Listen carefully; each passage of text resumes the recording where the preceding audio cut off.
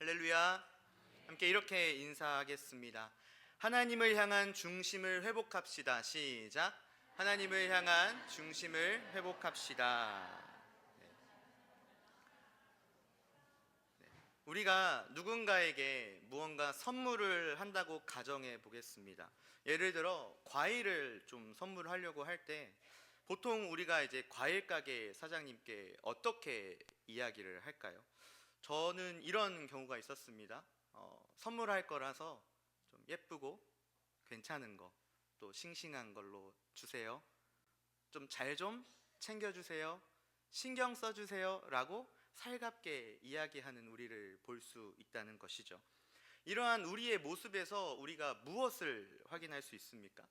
누군가에게 무언가 선물을 준비할 때 우리는 선물을 받을 대상을 생각하며 상당히 신경 쓰고 최고로 좋은 것을 드리기 위해 힘쓰는 우리의 태도를 확인할 수 있다는 것이죠. 오늘 우리는요, 우리가 읽은 본문을 태도의 관점으로 특별히 하나님께 드리는 이 예배에 대해서 좀 살펴보고자 합니다. 그렇게 선포된 말씀을 통해서 당시 시대의 이스라엘 백성들이 하나님께 나아가는 태도는 어떠했는지, 그리고 오늘날 우리 자신의 모습을 말씀이라는 거울 앞에 비추어서 하나님을 향한 나의 모습은 어떠한지, 또 나의 중심은 어디에 있는지를 돌아보고 결단하는 시간이 되기를 소망합니다. 소선지서의 마지막 책이기도 함과 동시에 구약 성경의 마지막 책인 말라기서가 기록된 당시 시대는요, 포로기 시대 이후로 성벽과 성전이 다시 재건되고 더 나아가서 이스라엘 백성들 가운데 종교적인 개혁 운동이 일어난 이후의 시기였습니다. 그렇게 이스라엘 백성들은 다시 회복될 이스라엘을 꿈꾸며 기대와 소망을 가지고 나아갔지만 현실은 암담했던 것이죠.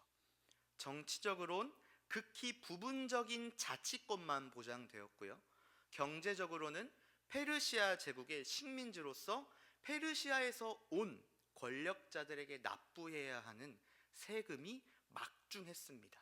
그래서 극심한 어려움을 직면하게 된 것이죠. 이처럼 하나님 나라를 꿈꾸던 이스라엘의 기대와는 달리 이스라엘의 회복에 있어 하나님의 계획은 아직이었습니다. 그러한 상황 가운데 이스라엘 백성들은 다시 세워진 성전에서 하나님 앞에 예배를 드리면서도 포로 시대와 다를 바 없는 현 상황에 낙심하기 시작하고, 심지어 어떤 상황까지 이르냐, 하나님 존재에 대한 의심까지 이르게 된 것입니다. 이러한 의심이 악화되면서 예배에 대한 무기력증과 타락으로 이어지는 현상이 나타나기 시작한 것이죠. 예배에는 안 갈 순 없고 일단 가긴 가는데, 이런 마음이 그들 마음 가운데 자리 잡기 시작하면서 당시 하나님께 제사를 드릴 때 쓰이는 제물마저도 어떻게 됩니까? 아깝게 느껴지는 것입니다. 이스라엘 백성들의 기대와는 다르게 그들은 비록 극심한 어려움을 겪고 있음에도 불구하고 하나님께서 그들에게 주신 그 약속을 끝까지 붙들고 하나님의 일하심을 바라보며 신앙적으로 바로 서야 했지만 오히려 무질서한 삶을 살게 된 이스라엘의 모습이 당시 시대의 배경이었습니다. 그렇게 우리가 읽지 않았지만요, 본문 2절에 보면 백성들은 하나님의 사랑에 대해서 도전합니다. 그리고 하나님의 능력에 대해 회의감을 느끼고, 이어서 2장과 3장에는요 하나님의 공의에 대해 질문하고 예배와 신앙생활의 가치에 대해서도 문제를 제기하기 시작합니다. 결국 이러한 마음이 당시 시대의 예배가 다시금 타락하게 되는 원인이 되었고, 그들의 예배는 형식적인 예배로 전락하게 되어버렸습니다. 무엇을 이야기하는 겁니까? 하나님을 향한 마음, 곧 중심이 무너져 버린 것이다라는 것이죠. 이러한 배경 속에서 하나님께서는 말라기 선지자를 통해 이스라엘 백성들에게 말씀합니다. 6절 말씀을 제가 읽어드리겠습니다. 내 이름을 멸시하는 제사장들아, 나 만군의 여호와가 너희에게 이르기를 아들은 그 아버지를, 종은 그 주인을 공경하나니 내가 아버지일진데 나를 공경함이 어디 있느냐? 내가 주인일진데 나를 두려워함이 어디 있느냐? 아멘. 어떻게 말씀이 시작됩니까? 내 이름을 멸시하는 제사장들아. 여기서 제사장은요, 좁은 의미로 보면 백성들의 제물을 받아서 하나님께 제사를 드리는 제사장을 뜻합니다. 그리고 넓은 의미로 보면은 그 제물을 가져오는 이스라엘 백성 전체를 뜻하고 있습니다. 왜냐하면 제사장이 하나님께 드리는 제물들은 제사장과 레위 지파 사람들이 아닌 다른 지파의 백성들이 가져오는 제물로 드려지기 때문이죠. 무슨 의미냐면요, 제사장과 레위 지파 사람들은 하나님께로부터 이 땅의 분깃을 분배받지 않고 구별된 자로서 다른 지파 사람들이 드리는 제사의 제물을 통해서 생활이 유지되도록 하나님께서 허락하셨습니다. 그런데 앞서 이야기했듯이 백성들의 마음이 어떠했습니까? 하나님을 향한 마음, 중심이 무너져 버린 이 하나님을 향한 의심으로 인해 형식적인 예배가 되었고, 하나님께 드리는 제물이 아까워서 성경에서 말씀하는 흠 없는 제물, 즉 온전한 제물이 아닌 다른 것으로 대충 드리거나 아예 제물을 드리지 않는 상황으로 전락했다라고 말씀드렸습니다. 예배의 타락으로 인해서 이스라엘 백성들이 제물을 드리지 않으면 구별된 제사장들과 레위 사람들이 먹을 것이 없게 되겠죠. 생계의 위협을 느끼게 된다는 것입니다. 제물을 안 드리자니 좀 그렇고, 제물을 드리자니 좀 아깝고, 그래서 이스라엘 백성들 가운데 제사를 드리기 위해 흠이 있는 집에서 대충 가져온 제물일지라도 그것을 받아서 제사를 드렸다라는 것인데, 그렇다면 제사장들은요, 그런 흠 있는 제물을 받고도 그것이 흠이 있다라는 것을 몰랐을까요? 그렇지 않았습니다. 백성들의 가져온 제물의 상태를 점검했고, 그것이 흠이 없는 제물이 아닌 상태가 좋지 않은 제물이었음에도 제사장은 그것을 그대로 하나님께 제사를 올린 것입니다. 왜 그럴까요? 제사장들은 이거라도 받지 않으면 어떻게 돼요? 그들이 굶게 생겼으니까. 이러한 이유들로 인해서 제사장이란 의미는 1차적으로는 백성들이 흠 있는 제물을 가져온 것을 알면서도 그대로 하나님께 바쳤던 제사장을 뜻하면서, 2차적으로는 하나님을 향하여 중심을 잃은 흠 없는 제물이 아닌 대충 하나님께 흠 있는 제물로 제물을 드렸다, 제사를 올렸다라고 합리화하는 타락한 이스라엘 전체를 뜻하고 있습니다. 이러한 이스라엘을 향하여 하나님은 당신의 이름을 멸시하는 제사장들아라고 말씀합니다. 여기서 멸시하다라는 이 단어가 분사형으로 쓰였는데, 이는 제사장을 비롯한 하나님을 향한 백성들의 죄악이 단순한 실수고 우발적인 실수가 아니라 의도적이고 지속적이었던 것임을 알 수 있습니다. 더 나아가서 내 이름을 이라고 말씀하는 것은요, 단순히 하나님의 이름을 그 자체를 멸시하는 것이 아니라 호칭을 넘어서 이름으로 불리는 대상 존재 자체를 의미하는 것으로, 당시 이스라엘의 그 모습은요, 하나님 존재 자체를 멸시하는 행위였던 것이죠. 이러한 하나님의 말씀에 백성들은 반문합니다.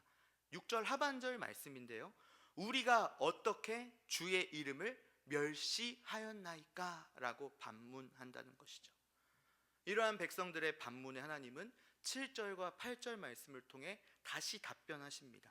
더러운 떡을, 눈먼 희생 제물을, 저는 것 병든 것을 드리는 것이 어찌 악하지 아니하냐.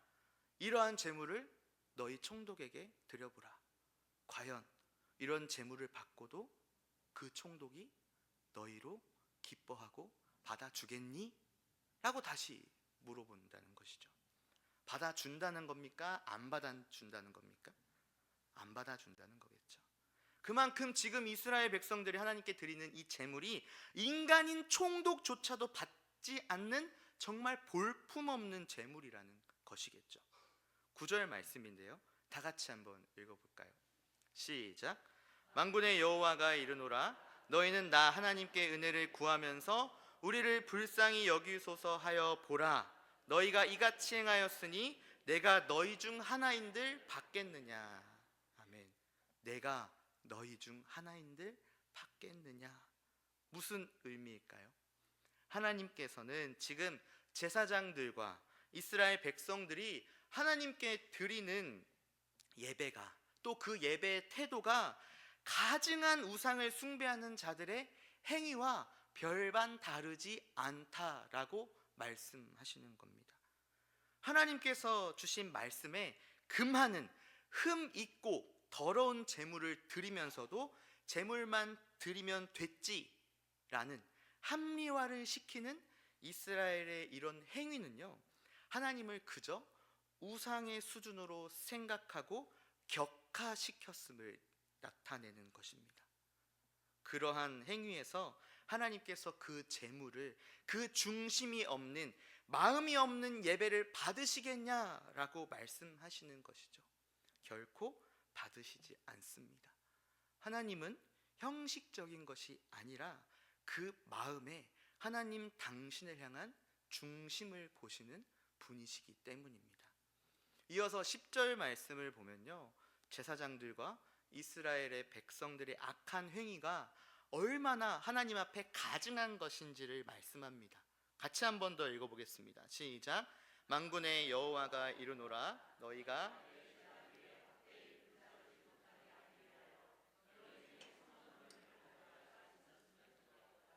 내가 너희를 기뻐하지 아니하며 너희가 손으로 드리는 것을 받지도 아니하리라.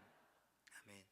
본문 1절 말씀에 기록되었듯이 가장 무시무시한 경고의 메시지 중 하나입니다.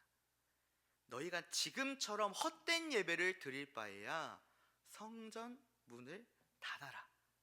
너희 예배를 받지 않겠다. 그렇다면요, 하나님께서 과연 이 말씀을 통해 이대로 끝내자, 너희와의 관계는 이것으로 끝이다 라고 말씀하는 것일까요? 그렇지 않습니다. 하나님의 자비하심과 긍휼하심은 영원 무궁하십니다. 이러한 가증한 형식적인 예배는 그만 드려라. 진짜 너희의 중심으로 너희의 진심을 다해 나에게 나아왔으면 좋겠다. 이제 이런 형식적인 예배 그만하자라는 말씀입니다. 이스라엘을 향하여 무시무시한 경고의 메시지를 말씀하시지만 이 말씀은 경고를 넘어 그들이 회개할 기회를 주시는 것이고 회복의 기회를 주시는 것입니다. 그리고 11절 말씀에 하나님께서는 이스라엘을 넘어 장차 이방 민족들을 통해서 하나님께서 존귀와 영광과 찬송을 받으실 것임을 약속하십니다. 비록 이스라엘이 현재 형식적이고 타락한 제사를 드림으로 인해서 그들의 제사를 받지 않으셨지만 회개와 회복의 기회를 말씀하시며 이스라엘을 넘어 모든 곳곳에서 사람들이 깨끗한 제물을 여호와께 드리게 될 것을 약속하십니다. 그렇다면 11절의 말씀에 기록된 깨끗한 제물이 무엇일까요? 깨끗한 제물이란 흠이 전혀 없는 순수한 제물을 의미하는데, 깨끗한이라는 의미를 가진 히브리어 테호라라는요, 불순물이 전혀 섞여 있지 않은 순전한 상태를 강조할 때 사용되는 단어입니다. 그러면 11절 말씀에 그렇게 불순물이 전혀 섞여 있지 않은 순전한, 흠이 전혀 없는 깨끗한 이 제물은 누구를 예표하는 것일까요? 맞습니다. 예수 그리스도를 예표하고 있다는 것이죠. 이처럼 하나님께서는 말라기 시대에 타락한 당신의 백성들을 향하여 더 이상 이러한 가증한 예배가 아닌, 흠이 없는, 죄가 없으신, 그러나 우리의 죄를 대신할 희생 제물로 오실 예수 그리스도로 인해서 모든 민족이 하나님 당신을 예배할 것이라는 것을 말씀하는 것입니다. 즉 흠이 없는 순수한 희생 제물이신 예수 그리스도를 의지함으로, 예수 그리스도를 경배함으로 이제는 이스라엘을 넘어서 예수 그리스도를 경배하는 곳이라면 그곳이 어디든 하나님을 예배하는 곳이며, 이스라엘 백성뿐만 아니라 온 민족으로 확장되어서 하나님 당신께 드리는 예배가 회복될 것이라는 것을 약속하고 계심을 오늘 말씀을 통해 우리는 확인할 수 있습니다. 그렇다면 우리가 어떠한 마음가짐으로, 어떠한 태도로 하나님께 예배를 드려야 할까요? 요한복음 4장 23절에서 24절 말씀인데요, 다 같이 읽겠습니다. 시작. 아버지께 참되게 예배하는 자들은 영과 진리로 예배할 때가 오나니 곧 이때라. 아버지께서는 자기에게 이렇게 예배하는 자들을 찾으시느니라. 하나님은 영이시니 예배하는 자가 영과 진리로 예배할지니라. 아멘. 24절 말씀 한 번 더 읽겠습니다. 시작. 하나님은 영이시니 예배하는 자가 영과 진리로 예배할지니라. 아멘. 우리를 구원하신 희생 제물이 되셔서 하나님과 우리의 관계를 화목케 하신 예수 그리스도를 의지함으로, 예수 그리스도를 경배함으로 영과 진리, 곧 우리의 전부를 하나님께 드리는 자세로 나아가야 합니다. 말씀을 맺겠습니다. 하나님과 우리의 관계를 화목케 하신 희생 제물이 되신 예수 그리스도께서 먼저 당신의 전부를 하나님께 드리셨습니다. 하나님의 큰 구원의 계획 앞에 당신의 모든 것을 드리신 것이죠. 그 중심, 그 마음이 어디에 있었어요? 하나님께 있었기 때문에 예수 그리스도 당신의 전부를 드릴 수 있었습니다. 그렇기 때문에 어떠한 상황에서도 우리를 향하신 하나님의 약속을 끝까지 붙잡고 예수 그리스도를 의지하고, 또 먼저 보이신 예수 그리스도를 본받아서 우리 각 사람을 향한 하나님의 계획 앞에, 우리 교회를 향한 하나님의 계획 앞에 우리를 위함이 아닌 오직 하나님 한 분만을 위해 우리의 전인을 드리는 것이 마땅하다는 것입니다. 사랑하는 성도 여러분, 말씀을 시작하면서 누군가에게 선물을 할 때 가장 좋은 것을 드리고자 신경 쓰고 힘쓰는 우리의 모습을 이야기했듯이, 우리를 자녀 삼으신, 우리를 구원하신 하나님 아버지께 그 어느 것보다 최고의 것을 드려야 하지 않겠습니까? 우리가 드리는 예배의 모습, 예배의 자세를 한번 돌아보기를 소망합니다. 그것이 물질이든 섬김이든 또 우리가 함께 모여 드리는 예배든 우리의 태도, 행동으로 그 중심이 드러나게 됩니다. 우리의 물질과 섬김의 중심이 회복되기를 소망합니다. 우리의 예배 중심이 회복되기를 소망합니다. 우리의 삶의 예배의 중심이 회복되기를 소망합니다. 우리가 드리는 모든 예배와 삶의 예배를 통해 우리의 전부를 드리는, 우리의 중심을 온전히 하나님께 드리는 최고의 예배자가 되기를 주님의 이름으로 축복합니다. 그 순종을 통해 일하시는 하나님을 깊이 경험하는 우리 모두가 되기를 주님의 이름으로 축복합니다.